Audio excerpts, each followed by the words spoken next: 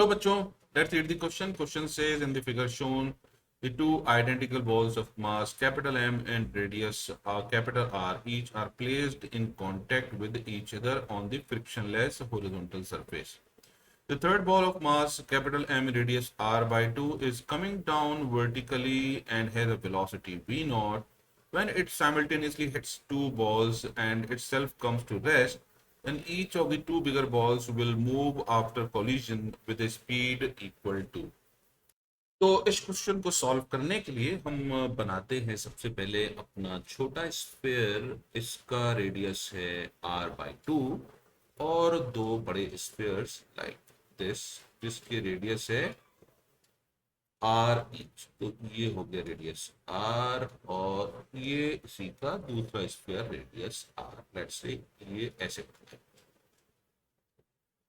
Alright, तो इनके centres को ज्वाइन करने पर बनेगा एक आइसोसेलेस ट्रायंगल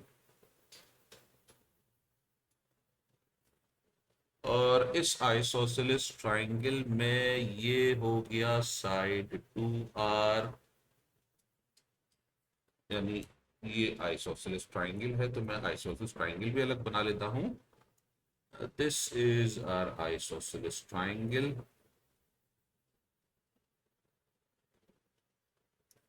राइट, और ये आइसोसेलेस ट्रायंगल में हमने डाल दिया परपेंडिकुलर, ये डिस्टेंस 2r और ये लेंथ होगी 3r/2। इसको ट्रायंगल को नाम देते हैं ABC और ये point O।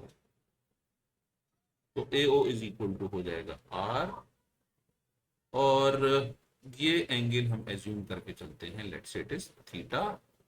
This angle is also theta. तो यानी यहां पर ये एंगल हो जाएगा थीटा और ये एंगल भी होगा थीटा। तो छोटे वाले स्फीयर पर दोनों बड़े स्फीयर्स की वजह से इंपल्स इम्पार्ट होगा, दैट इज एब्सोल्युटली इक्वल। तो हम मानते हैं कि impulse imparted by let's say this is sphere A and this is sphere B. तो स्फीयर ए की वजह से सी पर लगने वाला इंपल्स होगा इस डायरेक्शन में और इंपल्स बी की वजह से स्फीयर सी पर लगने वाला इंपल्स होगा इस डायरेक्शन। तो ये दोनों के इंपल्स हो गए and let's say this impulse is I, this impulse is also I और इन दोनों के बीच में एंगल है 2 थीटा। तो हमारा जो रिजल्टेंट आएगा वो आएगा 2i cos थीटा। ऑलराइट, तो ये आ गया resultant impulse on the smaller sphere और हमें मालूम है resultant impulse on the smaller sphere देगा 2i cos theta is equal to change in momentum of the smaller sphere. तो फाइनल वेलोसिटी इसकी जीरो है यानी फाइनल मोमेंटम जीरो और इनिशियल मोमेंटम की वैल्यू है m इंटू वी नॉट। इसका मतलब I की वैल्यू आ जाएगी मैग्नीट्यूड में mv0 upon 2 cos theta. This is our first expression.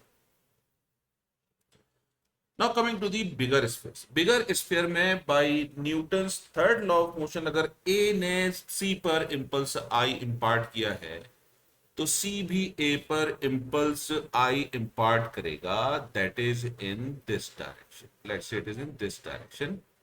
Similarly C B पर इंपल्स इस डायरेक्शन में इंपार्ट करेगा। सो हमारा ये इंपल्स हो जाएगा आई। क्योंकि यहां पर एक रिजिड सरफेस है तो बॉल का मोशन इस डायरेक्शन में रिस्ट्रिक्ट हो गया। जो भी मोशन होगा वो पॉसिबल है अलोंग हॉरिजॉन्टल यानी इस तरफ।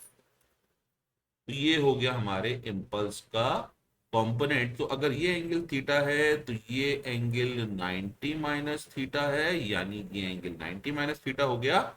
सो इंपल्स का ये कंपोनेंट होगा आई cos 90 minus theta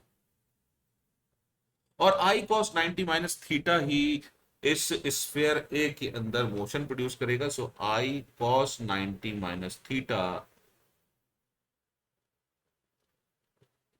will be equal to mv, यानी I sin theta is equal to M V. ये हो गई हमारी सेकेंड इक्वेशन।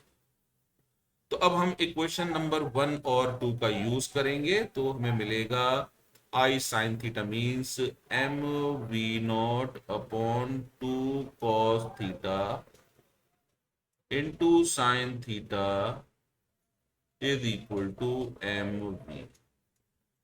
एम से एम कैंसिल, तो बचेगा V not upon 2 tan theta is equal to V. और ट्राइंगल में हमें चाहिए टेन थीटा की वैल्यू, तो सबसे पहले हमें ओसी निकालना होगा। सो ओसी की वैल्यू के लिए हम पाइथागोरस थ्योरम अप्लाई करते हैं। So O C square is equal to होगा A C square, that is 3r/2 whole square minus A O square that is R square. Solve करने पर मिलेगा हमें 5r² बाई 4, यानी ओसी की वैल्यू आ गई √5/2r। तो टेन थीटा अब हमारे पास हो जाएगा perpendicular, that is r upon base, that is √5/2r। तो ये हो जाएगा v/2 multiplied by perpendicular r divided by √5r/2। तो 2 ऊपर गया, ये हो गया हमारा v। तो 2 से 2 कैंसिल, r से r कैंसिल, v की वैल्यू आ गई v0/√5। तो हमारा आंसर हो जाएगा 3। I hope you understood the solution. Thank you.